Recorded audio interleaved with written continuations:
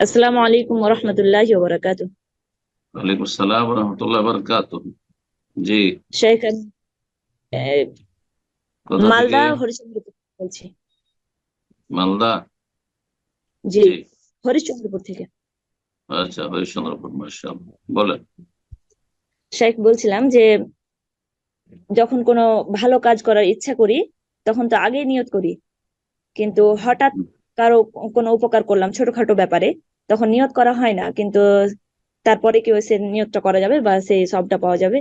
ভালো কাজ করে দিলাম ওটা। নবী সাল্লাল্লাহু আলাইহি ওয়াসাল্লাম বলেছেন, ইন্নামাল আমালু বিন্নিয়াত, মানুষের আমল নির্ভরশীল নিয়তের উপর। নিয়তের ক্ষেত্রে ইখলাস, নিষ্ঠা হচ্ছে যে আল্লাহর সন্তুষ্টির নিয়ত করতে হবে, পরকালে পারিতোষিক পাওয়ার, প্রতিদান পাওয়ার নিয়ত করতে হবে, যেন দুনিয়ার তুচ্ছ নিয়ত শুধু না থাকে। কারণ অনেকে যেন ভালো কাজ করে আর মনে করে যে দুনিয়ার যেন আমি এই অনিষ্ট হতে বাঁচতে পারি, দুনিয়ার জন্য এই মঙ্গলটি হাসিল করতে পারি, তাহলে এটা কিন্তু তুচ্ছ নিয়ত। যদিও সেটা হাসিল হবে, কিন্তু আখিরাতে কিছুই পাবে না, ওলামারা বলেছেন। এই জন্য নিয়তের ইখলাস, পরকাল যেন আমাদের মুখ্য উদ্দেশ্য হয়, আর আল্লাহ সন্তুষ্টি, রেজামন্দি যেন আমাদের লক্ষ্য উদ্দেশ্য হয় বড়। আর তারপরে দুনিয়া আল্লাহ দিয়ে দিবেন, দুনিয়া তার সাথে দিয়ে দিবেন, দুনিয়া তার সাথে সামিল করে নেন, কোনো অসুবিধা নেই। নিয়তের ক্ষেত্রে জয় নয় যে সবসময় প্রতিটি নিয়তের নবায়ন করতে, বরং নিয়তে প্রশস্ততা রাখলে যথেষ্ট। এমনি একটা সাধারণ নিয়ত, আমি নিয়তের মধ্যে প্রশস্ততা রেখেছি, আল্লাহ আমি যে কোনো নেক কাজ করছি, আমি সার্বিক কল্যাণের আশাই করছি, সার্বিক কল্যাণের আশাই করছি তোমার কাছেই। তো এটাই যথেষ্ট ইনশাআল্লাহ। তো সবগুলি কথা তখন স্মরণ করতে নিয়ে হবে, এবং নিজের ব্রেনে নিয়ে আসতে হবে যে এই এই উদ্দেশ্যে আমি এই কাজটি, ভালো কাজটি করছি, এই উপকার করছি। না, কোনো আবশ্যক না। জি। আল্লাহ তাআলা আলামিন। আসসালামু আলাইকুম ওয়া রাহমাতুল্লাহ। ওয়ালাইকুম আসসালাম রহমতুল্লাহ বরকাত। এক প্রশ্ন ছিল যে কোথা থেকে কোরআন, বলছেন? আমি হচ্ছে বাংলাদেশ ঠাকুরগাঁও থেকে বলছিলাম। জি, বলেন।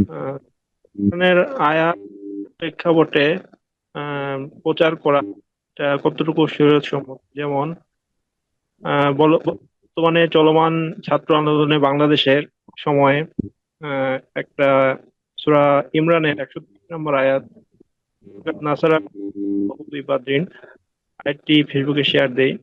আবার দেখলাম প্রধান উপদেষ্টার শপথ গ্রহণ কি আছে, অনুষ্ঠানে কি আছে সে আয়াতে? কি ওই আয়াতে আছেটা কি সূরা আলে ইমরানে? না বলুন না, আছে কি সে আয়াতে? এখানে বদর যুদ্ধের ঘটনা আছে। কি আছে? বলা কি হয়েছে? আপনি শ্রোতা আপনার কি বুঝবে আপনার প্রশ্ন থেকে? আর আমি বা কি বুঝবো যে তাতে কি আছে? বলেন আপনি। সেখানে কি আছে? বলা হয়েছে যে আল্লাহ তাআলা তোমাদেরকে বদরের যুদ্ধে সাহায্য করেছেন অথচ তোমরা ছিল হীনবল। হ্যাঁ, হ্যাঁ, তো বদর যুদ্ধের কোয়ালিটির হলে অবশ্যই আল্লাহর সাহায্য আছে, সবসময় থাকবে সাহায্য। জি। এই আয়াত ওই প্রেক্ষাপটে বলা। হ্যাঁ, আর তো সেটা তারা বুঝবে যে আয়াত ফিট হচ্ছে কিনা। তা আমি কি করে বলবো বলেন? অ্যানালাইসিস করতে হবে যে আসলে বদরের মতো পরিস্থিতি তৈরি হয়েছে, হক বাতিলের লড়াই, তাহলে অবশ্যই ফিট হবে।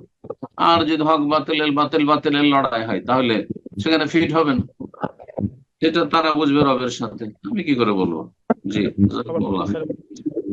আর এই বিষয়ে আর কি, যে আমাদের প্রধান উপদেষ্টার শপথ গ্রহণ অনুষ্ঠানে এখানে সূরা ফাতিহার 10 নম্বর আয়াত তিলাওয়াত করা হয় প্রথমে। তো এইটা হুম। মানে আহ, মানে সঠিক হ্যাঁ, কিনা বা রাষ্ট্রনায়ক, রাষ্ট্রনায়ক মুসলিম, রাষ্ট্রনায়ক মুসলিম, আর সেখানে বায়াতের আয়াত, শপথের আয়াত পড়ানো হয়েছে। আর শপথ যে পুরোপুরি ইসলামিক সিস্টেমে যদি শপথ হয়, তাহলে সেটা ভিন্ন রকম। কিন্তু পুরোপুরি না হলে আংশিক, মুসলিম শাসক, মুসলিম দেশ, এবং তারা ইসলামকে অস্বীকার তো করেন না, যে আমরা ইসলাম মানি না। হ্যাঁ, সুতরাং তাদের আনুগত্য আছে।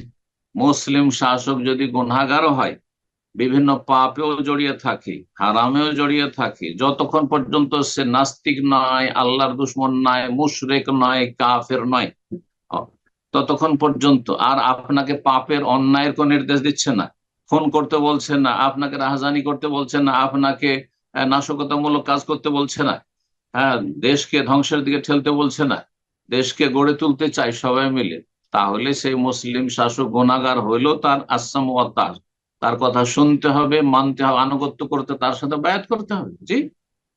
বারাকাল্লাহ ফিক। আমিন, জাযাকাল্লাহ খায়ের। এ পর্যায়ে প্রশ্ন করবেন সাবা 4432 আপনি প্রশ্ন করুন।